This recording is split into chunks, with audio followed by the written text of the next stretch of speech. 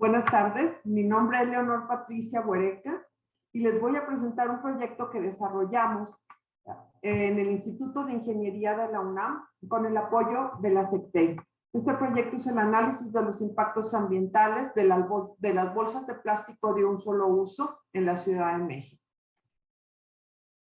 A manera de introducción, les comento que cada año se producen 330,000 millones de bolsas de plástico de un solo uso, lo cual equivale a una producción de 10,400 bolsas por segundo.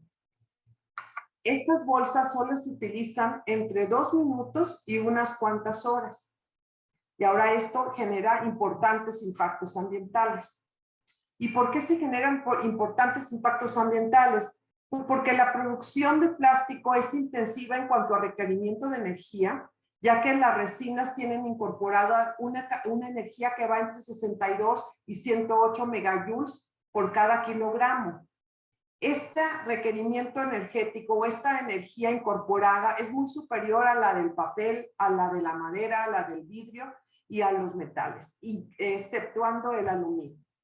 Para el año 2050, la fabricación y el procesamiento de plásticos podrían representar hasta el 20% del petróleo consumido a nivel mundial y hasta el 15% de las emisiones de gases de efecto invernadero.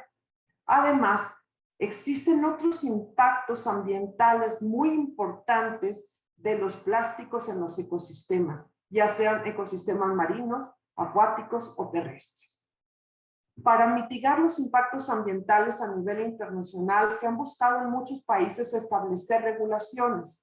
En la Ciudad de México, a partir del 1 de enero del 2020, entraron en vigor algunas modificaciones relacionadas con la comercialización, distribución y entrega de bolsas de plástico de un solo uso.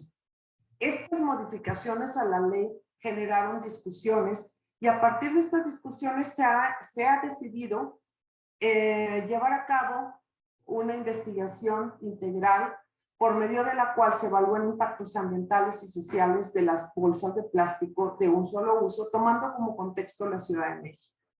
En esta presentación, en estos minutos, les voy a hablar sobre los impactos ambientales de las bolsas de plástico de un solo uso y dejaremos los impactos sociales para otro momento, para otra presentación. El objetivo general del proyecto fue desarrollar el análisis integral, como lo mencionaba, de las bolsas de plástico de un solo uso, tomando como contexto la Ciudad de México, a través de un análisis de ciclo de vida que se ha complementado con otros instrumentos metodológicos, de tal forma que se puedan integrar de la manera más completa posible los impactos ambientales de los plásticos. Este proyecto tuvo 5 objetivos específicos, de los cuales me voy a referir a los 4 primeros. Revisión de la política pública a nivel internacional, análisis bibliográfico de estudios y análisis de ciclo de vida que se hayan realizado hasta el momento. Se desarrolló también un análisis de ciclo de vida de 4 tipos de bolsas de plástico, usando datos publicados en literatura. Y también se desarrolló una ecuación, un nuevo método, que es el indicador de basura, para poder evaluar impactos potenciales de las bolsas en términos ambientales que no logren ser capturados por el análisis de ciclo de vida. El primer objetivo, que es la revisión de las políticas públicas sobre los plásticos, incluyó toda una documentación de más de 110 páginas, en la cual se analiza cómo ha sido la evolución de los plásticos a través del tiempo, cuáles son los plásticos, cuáles son las políticas y las regulaciones, cuál es el origen de la materia prima, qué instrumentos de regulación se han utilizado, y también se habló de las tendencias emergentes en la gobernanza de los plásticos, particularmente en los indicadores de la economía circular para el sector de los plásticos. Este primer objetivo específico nos llevó a identificar que las regulaciones de los plásticos se están dando a nivel mundial a todos los niveles, a nivel de municipio, a nivel de provincia o a nivel de países completos. También identificamos que los instrumentos principales son incluir tarifas obligatorias por el uso de plásticos, prohibiciones parciales, por ejemplo, del grosor o tipos de se prohíben determinados grosores de bolsas de plástico. Hay prohibiciones totales también de bolsas de plástico e identificamos que es muy importante y en muchos países ha resultado benéfico el tener campañas de comunicación acompañadas de la política pública. Con respecto a las regulaciones y a las tendencias más innovadoras relacionadas con la política pública, se encuentra que la economía circular y la aplicación de los indicadores de economía circular al sector de las bolsas de plástico es muy importante. En este sentido, algunos de los indicadores más relevantes son tener claro el porcentaje de producto que se ha recolectado de bolsas de plástico después de su uso, o identificar la cantidad de bolsas de plástico que se han dejado de producir, o identificar cuál es la cantidad de los residuos irrecuperables asociados con un producto. Hay diferentes indicadores de economía circular que deberán de ser incorporados hacia la gestión de los residuos de plástico y de las bolsas de plástico de un solo uso. El segundo objetivo específico fue analizar los impactos ambientales de las bolsas de un solo uso, pero esto desde una perspectiva de qué se ha hecho a nivel científico. Para esto hicimos una revisión de literatura científica a nivel internacional. Aquí encontramos, si nos fijamos en la parte superior de su pantalla, vemos que a través de los años, desde el año 2004 hasta el año 2021, se han llevado a cabo estudios de análisis de ciclo de vida de bolsas de plástico a nivel mundial, pero la mayoría de los estudios se concentran entre los años 2017 y 2019, que es cuando se le da un impulso a este tipo de regulaciones en todos los países. Se encontró también, aquí podemos ver en la figura que está a la izquierda, que hay muchos de los países que tienen política pública relacionada con bolsas de plástico, que son las barras en color rojo, también han hecho previamente un análisis de ciclo de vida de bolsas de plástico, que son las que corresponden a las estrellas en color azul. Entonces vemos que Chile tiene estudios de ciclo de vida de bolsas tiene 2 estudios de ciclo de vida de bolsas de plástico y tiene política pública. Lo mismo ocurre en Francia, donde hay un estudio y tiene política pública. Dinamarca con un estudio de política pública. Me brinco a Estados Unidos, donde se identifican 3 estudios de análisis ciclo de vida y tiene política pública. En España, 2 estudios de ciclo de vida de bolsas de plástico y tiene política pública. En Suecia también hay 2 estudios y tiene política pública.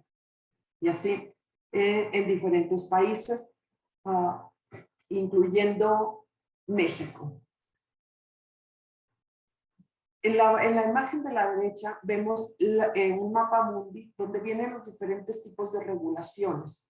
Cada color implica cuáles son el tipo de intervenciones que se han hecho a nivel internacional. Por ejemplo, cuando se trata de prohibiciones de bolsas de plástico a nivel nacional, se señala en color rojo. Cuando se trata de estrategias nacionales mixtas, es decir, que ciertas regiones del país tienen prohibiciones y otras no, se trata de color azul sólido. Cuando hay prohibiciones que son específicamente para municipios, son puntos rojos. Y así se identifican diferentes tipos de estrategias, pero lo que hay que identificar aquí a nivel mundial es que ya hay muchos avances a nivel internacional, incluyendo en América Latina y Norteamérica. El tercer objetivo de este proyecto fue desarrollar un análisis de ciclo de vida comparativo entre 4 tipos de bolsas de plástico, que son las bolsas más representativas de la Ciudad de México, utilizando siempre datos publicados en literatura. Aquí tomamos como base de referencia lo que en ciclo de vida llamamos unidad funcional, al número de bolsas necesarias para que una familia acarree las compras del supermercado durante un año completo en la Ciudad de México. Y esto es para abastecer los productos que constituyen la canasta básica del rubro de alimentos y bebidas. Tomando esto como referencia, encontramos que una familia promedio de la Ciudad de México requiere un total de 66 bolsas de polietileno de alta densidad. Y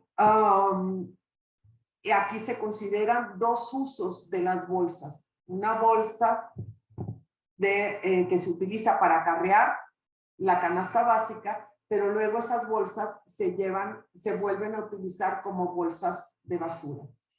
En el caso de las bolsas de polietileno de baja densidad, se requieren 96 bolsas, pero de esas 96 bolsas se consideran dos usos. Un uso para acarrear el alimento, la canasta básica, y otro uso como bolsas de basura, lo cual nos lleva a tomar como una referencia 48 bolsas en el estudio. En el caso de polipropileno, se requieren 36 bolsas porque tienen unas dimensiones mucho más grandes, se pueden acarrear mucho más volumen. Y se considera, de acuerdo a estudios anteriores, que estas bolsas de polipropileno se utilizan 11 veces a lo largo del año, ¿sí? Y para ello se requieren 4 bolsas de polipropileno durante todo el año. En el caso de las bolsas de PCL, el PCL es un material llamado policaprolactona, es biodegradable, aunque es de origen fósil. Se identifica una necesidad de 108 bolsas a lo largo del año, pero también se le asignan dos usos. Es el uso para acarrear los alimentos y un uso posterior como bolsas de residuos. Tomando en cuenta esta cantidad de bolsas y el sistema que se le presenta aquí, desde la fabricación de las materias primas, la fabricación de la bolsa, el uso de la bolsa y el fin de vida, y tomando en cuenta estas categorías de impacto, es que se llevan a cabo los estudios de análisis de ciclo de vida cuyos resultados voy a presentar. Aquí tenemos como primer resultado la categoría de impacto de cambio climático. Entonces, lo que encontramos es lo siguiente. Las bolsas de polietileno de alta densidad están en color azul, las bolsas de polietileno de baja densidad en amarillo, las de policaprolactona en azul marino y las de polipropileno en rojo. Como tomamos datos de literatura, hay una amplia variedad en cuanto a los inventarios de ciclo de vida. En algunos trabajos científicos usan menos cantidad de insumos y en otros usan más cantidad de insumos, dependiendo de los procesos y de los sistemas y de las tecnologías que se utilicen en la producción, así como de los lugares, del contexto geográfico. Por lo tanto, lo que nosotros hicimos fue trabajar con la variabilidad de dichos inventarios de ciclo de vida, metiendo siempre modelar los datos, todos los datos que encontramos, desde los datos que utilizan menos insumos, menos materia prima, hasta los que utilizan más materia prima. Estos son los rangos de resultados de impactos de ciclo de vida que estamos encontrando con toda la variabilidad de datos posibles que se encontraron en literatura científica. Entonces vemos que aún con esa diferencia hay una coherencia en cuanto a los resultados. Una coherencia que nos permite identificar que el polietileno de baja densidad son las bolsas que generan mayores impactos ambientales, mientras que seguidos de la policaprolactona, aunque se trata de un material biodegradable. Posteriormente tenemos el polietileno de alta densidad y con menos impacto en cambio climático, el polipropileno. Cada una, estos son los resultados que tenemos en cuanto a cambio climático. Si nosotros hacemos un zoom a todo el sistema de ciclo de vida, desde la extracción de las materias primas, la fabricación, el transporte, el fin de vida e incluso el segundo uso, podemos encontrar detalles como lo que se ve aquí en la imagen de la derecha. Estos son los impactos ambientales de las bolsas de polietileno de alta densidad utilizados por una familia típica de la Ciudad de México. Y vemos que el uso secundario, o sea, el utilizar la bolsa como para tirar residuos, para sacar residuos de la casa, siempre va a tener impactos evitados en todas las categorías: cambio climático, eutrofización, toxicidad humana, toxicidad humana que genera cáncer o toxicidad humana que no genera cáncer, o uso de agua. Aquí es el detalle, cada una de estas columnas representa un impacto ambiental. Aquí tenemos las materias con impactos generados. Vemos que las materias primas en color azul claro, el obtener las materias primas y el procesar las materias primas genera importantes impactos ambientales en todas las categorías de impacto. Y eso, aquí hacemos un zoom. ¿Qué es lo que pasa para fabricar esas materias primas de las bolsas de polietileno de alta densidad? ¿Qué es lo que está pasando que se generan tantos impactos ambientales? Y aquí vemos, haciendo un zoom a materias primas, que la fabricación de la resina en color amarillo, la fabricación de la resina de polietileno es la que genera mayores afectaciones al ambiente. Por lo tanto, mientras menos resina se puede usar, sería mucho mejor. Estos análisis se hicieron para todos los tipos de bolsas y para 14 categorías de impacto, pero nada más voy a presentar estas que tenemos aquí al frente. Y entonces vemos que en el caso del cambio climático, arriba a la izquierda, en el agotamiento de combustibles fósiles, en la formación de ozono fotoquímico, es decir, mala calidad del aire, o aquí tenemos la misma tendencia para todas las categorías. Las bolsas de polietileno de baja densidad siempre representan una mayor afectación, seguida siempre de la policaprolactona. En tercer lugar, polietileno de alta densidad, y con menos impactos, el polipropileno. Es muy importante tener en cuenta que las bolsas de polipropileno estamos considerando 11 usos. ¿Sí? Esto significa que si en vez de usar 11 veces la bolsa de polipropileno, la usamos 10 veces, 9 veces, 3 veces o una vez, estos impactos van a ir subiendo. Y entonces puede llegar a ser la peor alternativa si la bolsa de polipropileno solo se llegara a usar una vez. Esto es muy importante tenerlo en mente.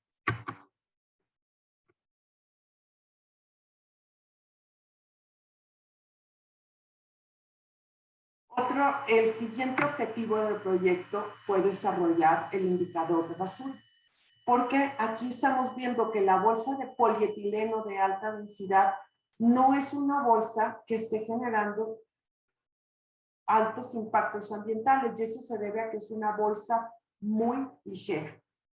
Pero debido a que es una bolsa ligera, debido a que sigue siendo un plástico, va a generar impactos ambientales que a veces no son calculados o evaluados por el análisis de ciclo de vida, ya que apenas se están identificando a nivel científico esos potenciales daños. Por ejemplo, los daños en suelo marino o los potenciales daños que las bolsas de polietileno de alta densidad generan en la fertilidad del suelo, o los daños o afectaciones a la salud que pueden llegar a generar los microplásticos o los nanoplásticos una vez que las bolsas de polietileno o las bolsas de plástico van degradando. Nosotros podemos respirar eso y puede haber afectaciones importantes. Por eso consideramos que el tener un indicador de basura nos puede representar el riesgo de abandono de las bolsas de plástico. Y esas bolsas, una vez abandonadas, van a ser fuente de afectaciones a nivel marino o a nivel de la salud humana. Y entonces ahora vamos a ver cuáles son los daños que pueden generar las bolsas considerando esta ecuación. Cantidad de bolsas que se requieren para cumplir la función, es decir, para acarrear la canasta básica de una familia de la Ciudad de México. B2 es la liberación al ambiente. y eso está directamente relacionado con el precio de las bolsas o cuando las bolsas ya no sirven, es decir, con la resistencia al rasgado. Si la bolsa es muy cara, entonces la cuido más y no la voy a liberar al ambiente. O si la bolsa resiste mucho, entonces la bolsa la puedo seguir usando o la puedo conservar. Pero si la bolsa se rompe rápidamente, la voy a abandonar. Otra de las características de las variables que entran es la dispersión en el ambiente y eso tiene que ver con qué tan ligera es la bolsa. Y otra es la persistencia en el ambiente, que es el tiempo en que la bolsa va a permanecer antes de degradarse.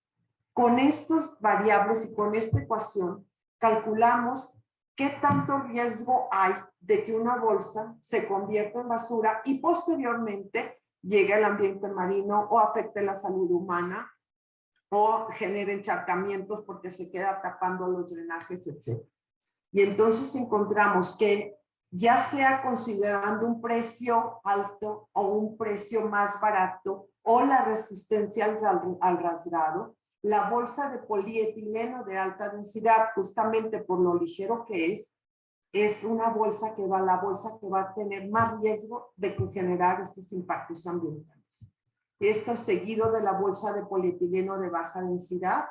Después viene la de policaprolactona y aquí en rojo apenas se ve en caso de resistencia al rasgado, es la de polipropileno. ¿Sí? A partir de estos resultados podemos concluir en este estudio que el polietileno de alta densidad y el polipropileno tienen un mejor desempeño que la bolsa de policaprolactona o de polietileno de baja densidad. ¿Sí? La bolsa de polietileno de baja densidad tiene peor desempeño debido a que requiere más cantidad de resina. Esto la hace más resistente, pero también requirió mucho más cantidad de resina. A pesar de que la bolsa de policaprolactona es biodegradable, los impactos ambientales siguen siendo relevantes debido al proceso de fabricación de materias primas. Las categorías de impacto analizadas no consideran algunas de las preocupaciones ambientales que se tienen actualmente a nivel mundial, como los daños a la salud humana, afectaciones a la fertilidad del suelo o bioacumulación de los plásticos en especies marinas. Y esto no se consideró porque no hay métodos todavía, métodos científicos que permitan hacerlo con el análisis del ciclo de vida. El indicador de basura permite identificar el riesgo de abandono de las bolsas de plástico, lo cual es relevante. Y en la Ciudad de México es de particular interés la ocurrencia de inundaciones, lo cual se asocia al taponamiento de desagües por bolsas de plástico. Esto, por lo tanto, una bolsa que tiene más riesgo de abandono es una bolsa que va a taponar más desagües o generar inundaciones en la Ciudad de México. Agradezco la atención y quedo a sus órdenes para cualquier comentario. Muchas gracias a la SECTEI por la invitación, a la Academia de Ingeniería y estoy a sus órdenes.